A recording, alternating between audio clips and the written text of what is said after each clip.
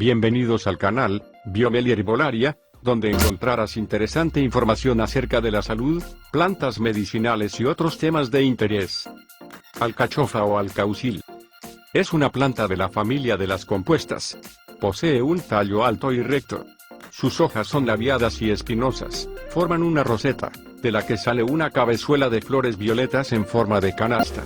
El receptáculo floral es muy apreciado como comestible. Con fines medicinales, también se emplean las hojas y las raíces. Su nombre científico es Quinaras corimusmus. Cultivo: se cultiva a través de plantines, en tierra profunda y fértil, en otoño. Prefiere el clima fresco pero no muy frío.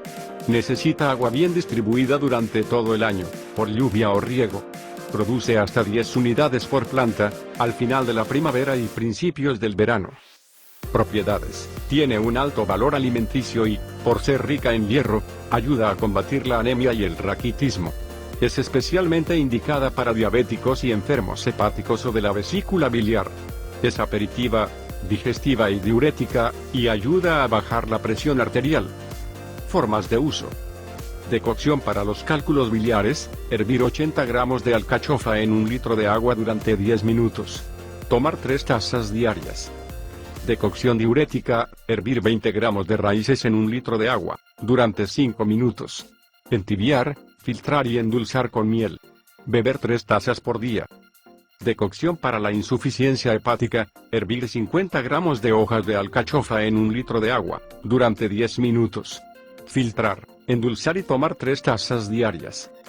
Vino aperitivo y medicinal: macerar 20 gramos de hojas frescas de alcachofa en 1 litro de vino blanco, durante 5 días. Filtrar y beber 2 copitas por día, antes de las comidas principales. Y recuerda que la naturaleza es tu mejor farmacia. Nos vemos a la próxima. Gracias por ver.